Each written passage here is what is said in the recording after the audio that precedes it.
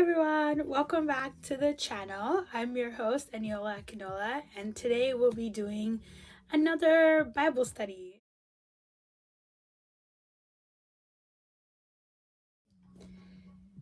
Okay, for everyone that's new to the channel, we are doing a Bible study from the book of Joshua. Today we will be doing Joshua number 2 or chapter 2. And before we get into it, I just want to check up on you guys. How's everyone doing today? I hope everyone had a good day or night wherever you are listening to this.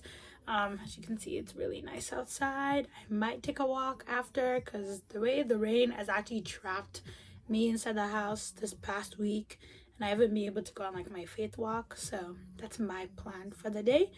I hope that everyone is being in the Word. I hope everyone's spiritual life is doing well. And if it's not, I pray that you will get back into the Word and then you will find your footing in the faith. I know that I've been on and off as well with mine, but I started reading Ephesians. Very random. It was very random. God just was like, read Ephesians. It's really short. It's 6 chapters. I'm on chapter 5 today, and I really like there's so much to learn in Ephesians. Like, it's really short. It's about just like the Christian life, how to be a good Christian, God's love for us, how to like manifest that love as Christians. And when I tell you, like, it's been so eye-opening because I've been trying to get back into the Word again, and I feel like God just gave me Ephesians on a platter of gold and was like, here you go. Like, you want to ease yourself back into the faith? Read Ephesians. And then, start from there. So I'm reading Joshua with a podcast, and I'm reading Ephesians just on my own as my own like personal Bible study.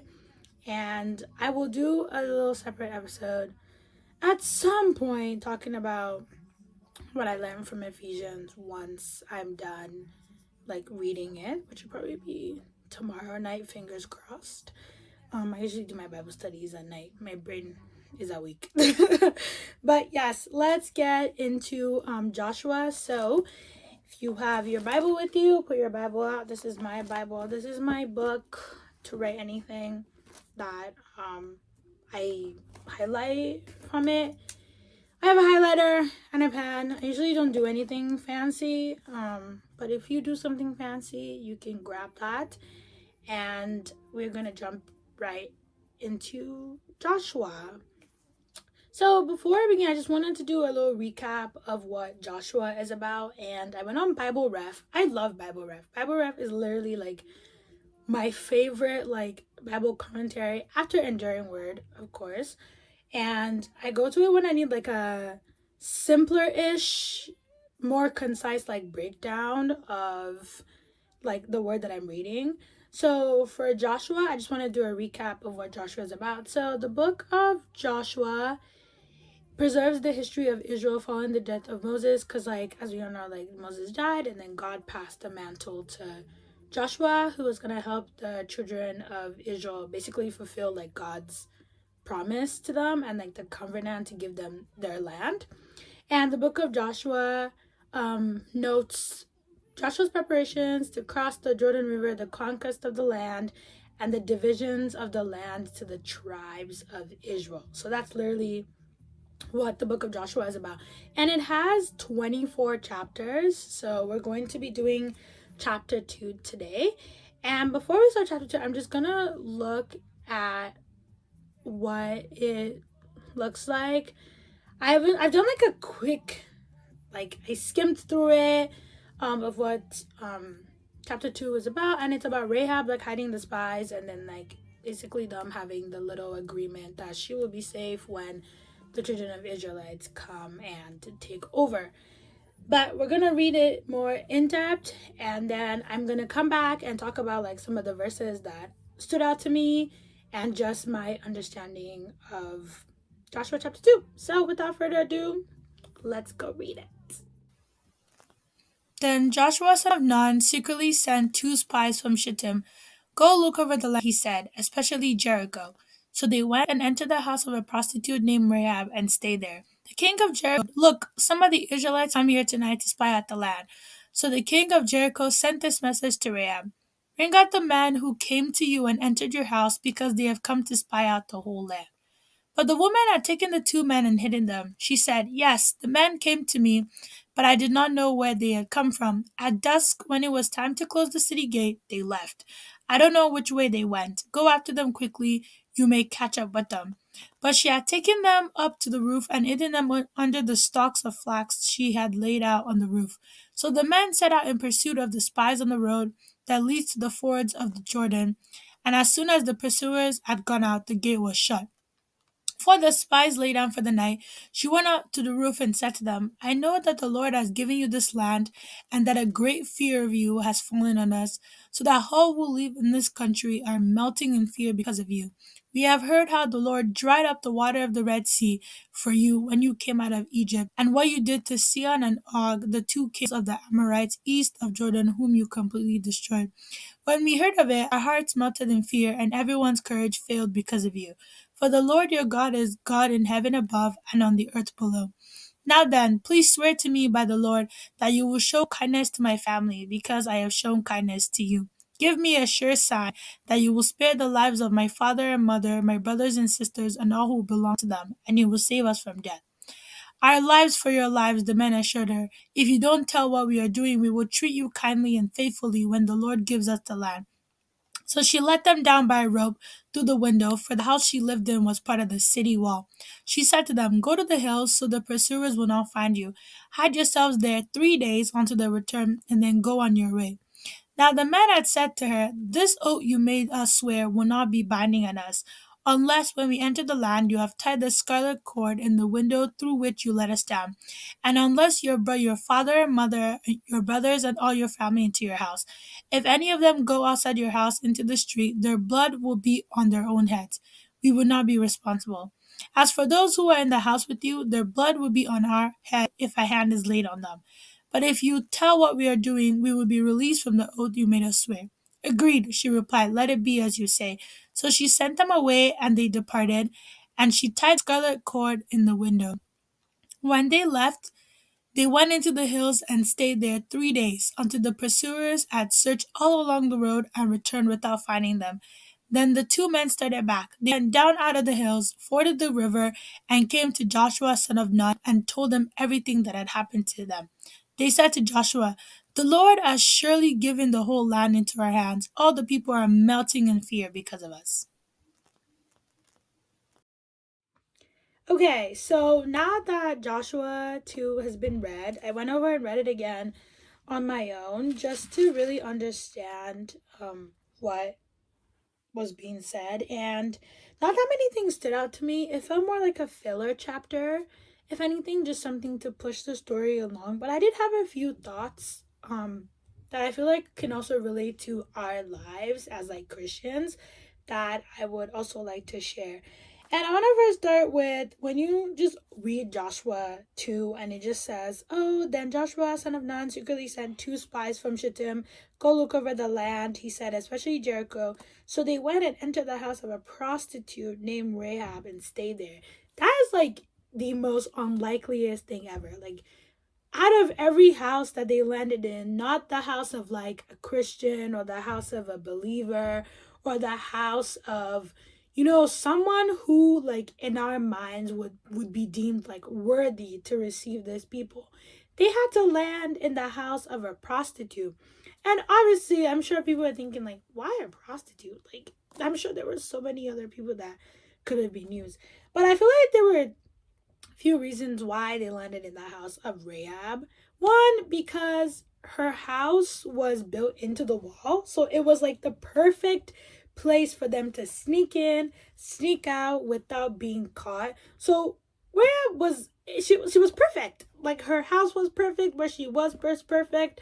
She was meant to be used, like she was planted there for a reason. And also too, I feel like God uses the unlikeliest people to like get things done for us. Like when we do things, I feel like he uses the unlikeliest people to show up and show out for us, because I feel like even in the Bible, like if you look at in the history of the Bible, and I was having this conversation with my friends the other day actually, and I was like, wow, like God always uses the low of low people. Like the people that you could have never imagined would be used are the people that God always uses to like move his plans along and to bring his plans to fruition. Like we think about Saul turned Paul. Like who would have thought a person who was persecuting Christians became himself a Christian who was like one of God's like most loved person. Like you like it never makes sense to you. And I feel like when it comes to God's plan in our lives, it's not supposed to make sense to us. Like because we sit here and we're like, oh, like God, like show me this, like explain this to me, tell me your plan, blah blah blah. And yeah, like when we go to God and we ask him to show us his plan, he doesn't always show us the full plan. He shows us like a little bit. He shows us like maybe 1/16 of his actual plan, just enough for us to keep going and to believe in him. But there's so many wheels in his plan that we don't know. So when that's the same way, like we can't know who God's gonna use. We can't judge who God is using as well. And I feel like that's something that as Christians we fall victim to sometimes. Like even of no fault of our own. It's like sometimes it's like something that's already like it's innate. Like we see somebody looking this type of way or doing this and we judge them. Like imagine if those spies came in to Rahab's house, found out she was a prostitute, and then caused the ruckus. She wouldn't have helped them. She wouldn't have like kept them safe, hid them, like sent them out, lied to the king basically. No, she would have ratted them out. She would have said, oh, so y'all want to act snobbish around here? Okay, king, they're over here. Come get them. She wouldn't have. But because they came knowing that, like, okay, this is, I guess, who God has put here for us. This is who God has planned for us to talk to. This is who we're going to talk to. So I feel like the one message here, Lenny, is like, we can't always know God's full plan. And that's why faith comes in. And faith is very important, and obedience is also very important because we can't always go know God's full plan. We just have to believe and vibes and God's grace. That's how you just when God gives you a plan, just go vibes and his grace and you keep it pushing. And two, we can't judge the people that God uses to spread his word. We can't judge them. We can't treat them some kind of way because we're like, oh, why would you do that? Like, oh, so you used to be this and now you're this. Like, oh, you're faking it. Like, I'm not gonna listen to that pastor because I found out he used to be da-da-da. No, you're literally just ruining your own blessings and you're making your life difficult if you're judging the people that God has used. Because God obviously called them for a reason. And if God called them for a reason, obviously he knows exactly why he called them. So we should not be acting snobbish to the people that God has called as Christians. Okay, so the next part that stood out to me was in verse 8, where Rahab was talking to the spies, and she said, I know that the Lord has given you this land, and that a great fear of you has fallen on us, so that all who live in this country are melting in fear because of you. Now, I had to laugh. Forgive me. I had to giggle at this one because every time I think of the Israelites, I always think of these like ridiculous bunch of people who like obviously disobeyed God like multiple times. They rebelled against God multiple times. They were always grumbling, complaining, whining, and murmuring, and literally like they were just a very unserious bunch of people. Pardon my language. And so when Rahab was like, yeah, like we're scared of you, it's giving shiver me timbers. I'm like, this same Israelites that complain at literally every single thing. I'm like, this is the same people that y'all are, oh my God, like they're coming, we're melting in fear because of you. Like I had to laugh. I was like, wait a minute. I was like, this is hilarious. But again, I feel like it just goes back to show like, look at the way God moves. Like God has already planned that the Israelites are going to take over this land. And he prepped the way for them. He put Rahab in place for them. He already let like the fame of the Israelites, like how they came out of Egypt, crossing the Red Sea, how they defeated the kings of Amorites, Sihon and Og. Like he was already spreading that around, putting the fear of the Israelites in these people. Now these Israelites, they were probably quaking in their boots too and be like, oh my God, like how are we going to fight these people? Oh, I'm so scared. And these are the same people that are putting the fear in somebody else. And again, just when God plans stuff, he plans stuff like to the very end. And obviously these parts are gonna go relay that, oh, they're actually scared of us. Like, and obviously this is what they wanted to find out when they came in, and they wanted to see, what are the people in Jericho feeling? Like, are they scared of us? Are they preparing to fight us? Blah blah blah. And obviously finding out that they're scared of them, it probably boosted their morale, boosted their faith, made them be like, okay, yes, like we can actually like conquer these people. And it just shows like God plans so far ahead. Like he sees like he has seen so many things that we in our minds like we're probably not even like possibly thinking of.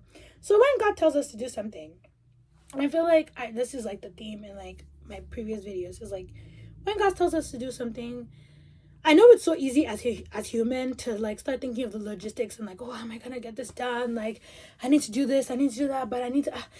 But then you just realize that like everything starts to fall into place. Like before you say, hey, everything has already been settled. And you're sitting there like, but I haven't even. But how? No, you don't need to go. God has already done it. He did it. He slayed it. He already delivered. Now he's just waiting for you to like follow in like the instruction that he gives you, which again comes back to obedience. And I feel like this is gonna be the theme of Joshua, at least the first part is gonna be obedience and having faith in God's plan, which is something that I'm gonna keep talking about. So be prepared. You're gonna keep hearing obedience and following God's plan for me. And this is something that I also have to learn as well. I'm a very like technical person. Like I like to plan things from point A to point B. I need to know where they're going. And when God gives me an instruction, the first thing I feel is fear, which I'm sure the people of Israelites were feeling. Like I'm sure they were afraid. They were like, how are we going to defeat these people? And it's a human trait to feel fear when God is calling you to the unknown. But we should learn from Abraham. Abraham, at the age of 75, God just came one day and said, oh yeah, pack your bags, we're going. To where? He didn't know. But what did he do? He still packed his bags and he uprooted himself and left. Like that's the level of faith that I aspire to reach. Like no questions asked, just up and go. And like God won't shun us for asking questions. Obviously, like he knows how we are, like as humans. But I feel like there should be a level to the questions that you're asking.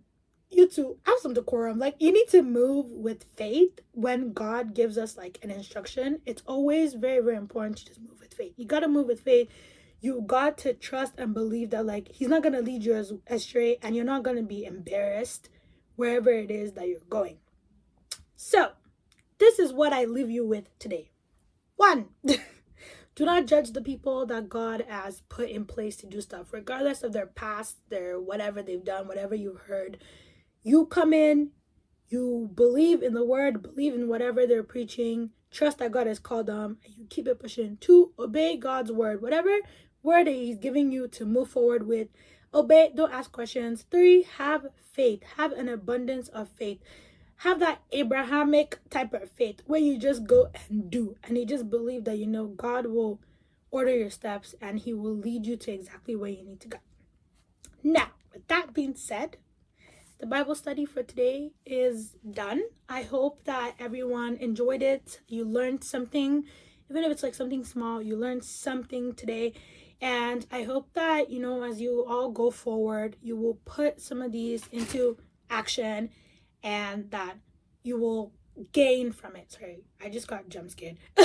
I hope that everyone is having a wonderful day. It's so lovely here in the span of this video. The weather has changed astronomically, but it is what it is. My walk is not looking like it's happening. But you know what?